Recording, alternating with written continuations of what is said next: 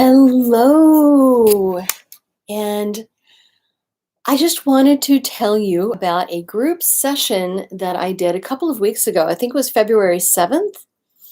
I am a QHHT practitioner, level 3 in Kansas City, Missouri. QHHT is the hypnosis method that was developed by Dolores Cannon. You may know her, that lady up there, who sadly passed in 2014.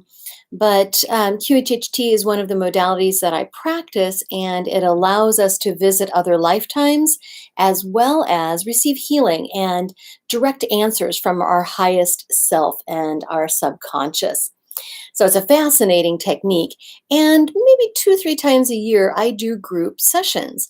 Now, in the pre-COVID days, those group sessions were in person in a big room, and everybody brought pillows and blankies and everything to get comfy on the floor. And we did these sessions together. But since COVID, I found that they work just as well online. And the governing board for quantum healing hypnosis technique has okayed the use of online for group sessions. Now, personal sessions must be done in person. There are very good reasons for that. But the group session is a bit different, and that can be done online. So the last group session I did was very interesting. So there were, I think, 7 or 8 participants, and they all had varying experiences with it. Okay. So after the session, so we went to one past life, and then we went to one future life, potential future life. After each experience, then the participants were invited to share, and some did, but some didn't feel like they wanted to share, but they shared later in email. And that's what I want to tell you about today. So, and I've gotten permission from these people to share. So, hello, Christy. I'm reading from an email. Hello, Christy and the rest of the group in the class tonight. It was a pleasure being part of it. I do believe I had some throat chakra blockages, i.e., am a chicken to share live, but wanted to share my experience. Let's talk about going back. I blink and I am outside, bright sun, no clouds in the sky, but a forestish setting. I'm getting my bearings and look down or feeling my legs, and my first thought is, am I really an effing minotaur? I giggle at this now, but seriously, I was like, you have got to be kidding me, because I was clearly masculine in my chest and arms, but something wasn't quite right about the fur I was seeing and feeling. Well, I came into focus. I was a Native American or Indian man, right? A strong, a hunter with an intense sense of responsibility. I was alone. It was animal skin and fur, yes, but clothing on my legs. One important event, because I take the clients through, the participants through from important event to an important event, and then we finally end up with the last day of whatever life that we're looking at. So one important event, cleaning a rabbit. I was quiet, humble, and proud at the same time. I didn't speak. Another important event, people looking up to me. Still, I have nothing to say, but feel a sense of responsibility and leadership, like I have just been designated or graduated into the leader of the tribe. Another important event, nighttime, overlooking water, a basket or canoe in the water, maybe a child I lost, and this is the funeral. Still, I do not speak. This is like my signature.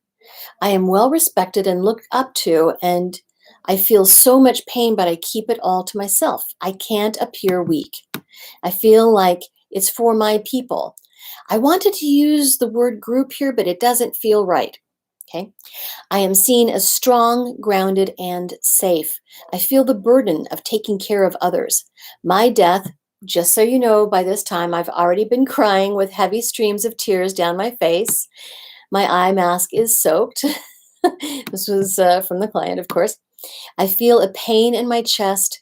My throat is hurting so bad, a tightness that almost has me in a panic in the real world here, but I am at peace. I see myself as an old, wrinkly man sitting on the dirt floor inside a structure or small building, like a teepee, but not a teepee. As I leave that body, a group of women pull a blanket or animal skin up over my head, and I am gone. I see the back of them, the backs of their heads, their backs. They're on their knees, kneeling around my body with their heads on my lap, with their hands on my lap, rather, heads down, all three of them. I died peacefully. I am betting by heart attack. That pain, that burden I carried on with me. I get a sense of being Papa Bear. Sounds silly and not sure where that fits in.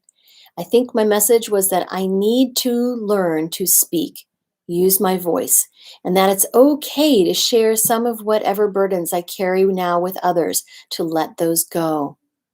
Perhaps I wouldn't have been so lonely in that life, and perhaps I wouldn't be so lonely now.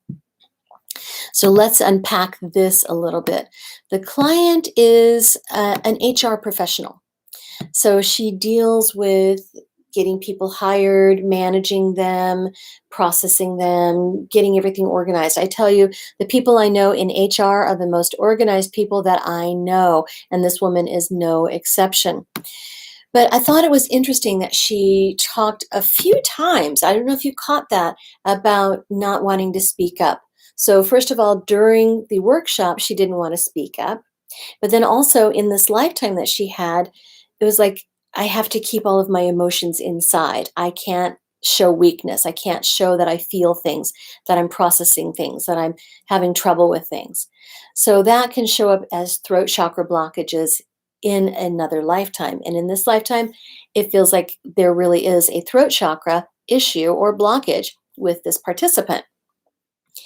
So we then went to a potential future life, and they had the choice of going 100, 200, or 300 years in the future. Now, with a future lifetime, not all of our karma is balanced in this lifetime. We can still accrue events and more things that we need to balance in the future, but we've already planned out kind of what our trajectory is on a soul level, what we want to be experiencing throughout our many lifetimes. And that's what the name of the workshop is the soul's journey. Because we look at the development of our soul, the evolution from one past life to the present and then to the future life. So let's hear what this client had to say, this participant, about her potential future life. And of course, the bones of it are set, but the details are subject to change. Okay. Let's talk about going into the future of what could be 200 years. I tried to go 300 years, but there was fire and burning lava, and I could not get through, though I tried, go through that door. It was like walking into the middle of a volcano's lava underground. I kept looking at it, but still wasn't allowed through it. Oh, that was interesting. Well, how about a mercury metal looking, spindly armed and legged, no sex being thing? Yes, standing in a sphere looking at a lamppost looking light, Moving on to where I eat. I am in what I perceive as a spaceship pod, sitting at a plain white table against a window, looking out into black nothingness. This is what I am supposed to be doing. I don't eat. I have no reason to. I'm on my way somewhere. Important event. Okay, remember we go through several important events. Important event. The pod thing and I arrive at what could be Earth. I have a view from what it looks like from the ISS. Remember, the International Space Station. Other pods are there too. We arrived at the same time, perhaps. Important event. Now I feel feminine. Still a tall, long-legged, long-armed, spindly, mercury, metal-looking. I am more liquid, but have this shape than solid. No clothes, no lady or male parts. I am guiding a child version of whatever I am into a blue light. Moving forward, I am back in space. The end of my life. Remember, we always go to the end of the life, too. I'm on my back. I curl up from my toes all the way to my head into a ball of this liquid metallic substance and float away, darting in different directions like I am seeking something. I am a darting ball of liquid silver metal in black vastness. Sheesh. Bam, there you go. Message that came to mind throughout this future existence and experience is that home and peace can be found anywhere. So let's unpack this future lifetime. So this is very common that in the future, and remember, they have the choice of going 100, 200, 300 years in the future. We have the option to become different types of beings, not necessarily human. We are evolving collectively into what is called Homo spiritus, or spirit person, spirit man. And so this client, this participant in the workshop, went to a future lifetime where she was perhaps in some sort of etheric, esoteric, alien perhaps body. We don't know. It's not important, but just knowing that that is part of her evolution. And most of us have had lifetimes on other planets, other dimensions, not necessarily human, not necessarily even biological. So this client was no different. Went to a lifetime where she was this being, sexless, metallic, and had really basically no gender and didn't require eating. And that is why in the script that I use, I talk about go to where it is that you live in the life that we're viewing. Go to where it is that you sleep and eat if you do those things. Sometimes in the future, in other dimensions and other planets and places, we don't. We don't need to eat. We don't need to sleep. So in this lifetime, that was true. And I liked toward the end that this participant described going to another place, perhaps Earth, and guiding a child version of her being into a blue light. Now, blue light is very common in these sessions. So sometimes clients will go to a place where there are blue light beings. This is more common than you would think. They might go to an existence where they are a blue light being or a blue sphere being. That's very common too. So it gets to be interesting what we can become, what we can be in different lifetimes. So I thought that was very interesting. And then the message, of course, to that participant being that everything can be home and peace, and that can be found anywhere. So really the universe being her home. I thought that was amazing. All right. So another participant described her experience. Hey, past lives and future lives group. It was nice meeting you and hearing your stories. I finally got around to sharing what I wrote in my journal during the session. So here you go. The first one was the past life. And I also got something from the second future life too. Christy said, don't take it seriously and have fun. So I let loose and did. So yes, I do instruct the participants just not to take it too seriously for the future lifetime.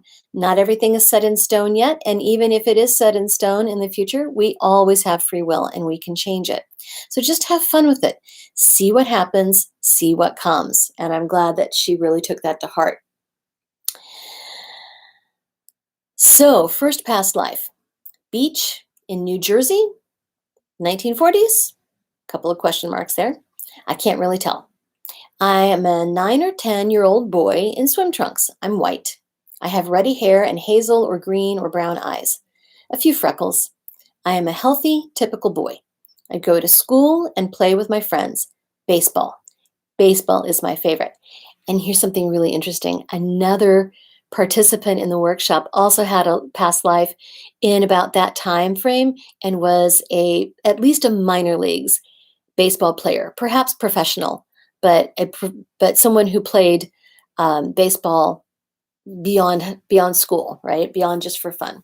Okay, so anyway, the first important day, I'm at a family function, like a party, or maybe a wake, or a grandparent, or for a grandparent, or maybe a birthday party or anniversary party, something celebrated. I am a little older, maybe. Next important day, I'm a grown man. Something to do with baseball. Am I a player? I'm in the stands. I really don't remember what it is. I think I'm a pro player. So, two in the group. That was fun. Uniforms are white and dark blue or maybe black. Last day of my life, I'm in a hospital bed. I have all kinds of tubes in. Cancer? Not clear, but I think I'm older. It's unclear. Family is there. Kids, grandkids, spouse? Not sure. But she had the feeling of family, right? What did I learn? I got the message, go for the gusto. I thought that was interesting. Okay, so let's unpack that. So, yeah, two baseball lives in the same group, the same cohort, right? And they seem to be a little bit similar, which was interesting because we did this workshop via Zoom. So, everyone was in their own homes. They should not have been picking up from each other. They could have been, but I truly trust that each had a significant lifetime in which baseball was very important and which they connected with that sport very deeply. So the lesson for that lifetime for this participant was go for the gusto. That is pretty interesting. We tend to think of life purpose as being this big, huge thing, something that feels bigger than ourselves. But it can be something like enjoy beauty, go for the gusto, raise a good human. It doesn't have to be a huge monolithic thing. So then, the second future life. It was 200 years in the future. A tall, slender, advanced human or humanoid, a Pleiadian woman. Powerful and wise and proud and strong, beautiful, healthy, a leader. First big day, president of a university. I'm a wise leader. Second day was leading a group to meet with a group to merge with a federation. I was revered and celebrated. Palatial surroundings, futuristic yet traditional architecture. My last day, I was in a capsule and turned myself off like a robot, then disintegrated or incinerated in the capsule with the capsule, back to stardust. Feels like an idea for a movie, is what she suggested. So let's talk about that for a bit. So, similar situation, 200 years in the future, just like the last one I told you about. 200 years in the future, being in a different type of body, an advanced body, slender. This is very common. We don't see fleshed out beings in other dimensions and future existences and on other planets. It seems where this might be the only dimension or the only place where people do carry extra weight. Usually they're very spindly in other places. So tall, slender, advanced human or humanoid. So as I said with the other experience, we are moving toward a different type of human. So I thought this was interesting. And she did mention Pleiadian woman. So the Pleiades are a group of planets that are in our system. And there are many different types of aliens that come from that star system. And being the head of a university or learning, I thought that was beautiful and interesting. So, and also I wanted to mention working with a group to join a federation. There are many different types of federations. There's the Galactic Federation, there's the Ashtar Command, there is Star Command, and these federations are groups of interplanetary beings who come together for the advancement of all. And the Earth is planning to move into a different dimension, the fifth dimension. This is definitely in our track, in our future collectively. And when we do that, we'll be able to join the Galactic Federation and others as well. So I thought that was interesting that this person in the workshop was going to be working toward advancing to a federation. So it was very cool, very, very cool. So the implications For this client in the current life, this client is an artist and a designer and working on raising an amazing human. She's doing so on her own. So there are all of the emotions that go along with that. She's certainly had a lot of loss and trauma in this lifetime. So not quite sure what the implications would be. I think that that would be for the client to determine and decide. We always get to see lifetimes that are going to have an impact on us one way or the other. Our subconscious, before we undertake either an in-person session or a group session like that, are looking through our records, trying to figure out which lifetime is going to give the biggest information available during that time period. And what does the client need to know? What is going to be helpful? So for all of the participants in those workshops and for all of the clients that I work with one-on-one, it's always important to reflect and figure out what from this current lifetime relates, what is informed by looking at other lives. I also wanted to tell you there is a podcast called Show Me Scares. As you can imagine, it's a podcast on the paranormal and ghosts and true crime based in Missouri, the Show Me State. So the two hosts, the lovely hosts, Shayla and Terry, participated in this group workshop and just had a fantastic experience. And so they were so excited, they went out and recorded a bonus episode to talk all about their past lives. So I encourage you to seek out the Show Me Scares podcast. And they have a few episodes here live on Facebook, but most of their episodes are on all of the usual podcast channels. So check them out. I think you'll like the podcast, but also enjoy their recap of their experience in the group QHHT session. All right, that's it for now. I love coming to you and showing you these QHHT stories. They're always fascinating. When possible, I'd like to share the audio recording, but this is my first time reading a client's experience, and I think this is okay to do too. So if you want to schedule your own session with me, you need to come to Kansas City if you want to do QHHT. If you want to do a group session, you can do it from anywhere because those are on Zoom. But if you want to schedule an in-person session, I'm in Kansas City, but on the Kansas side, just across the street from Kansas City, Missouri. And I'm at 80th and State Line for those of you who know that area. And you can schedule at radiatewellnesscommunity.com. That is my website. I will put that in the comments below. So if you've done a QHHT session or any type of past life work, put your impressions and your thoughts about it in the comments. I would love to know, okay? Please feel free to share this widely with anybody you think would be interested, okay? And I wanted to also add that if you're not in the Kansas City area but would like to experience something similar, I also provide introspective hypnosis, which can be done on Zoom. It can cover past lives as well as healing and forgiveness work, attachment and entity removal too. So I look forward to hearing with you, seeing you soon. Bye.